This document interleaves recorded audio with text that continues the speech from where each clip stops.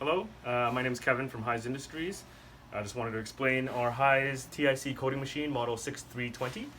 Here we have the main unit for the coating machine with the applicator. This is the electrode here. On this side we have the spindle control unit and the actual spindle that's spinning. So I'm going to power this up and power this up. The unit is spinning.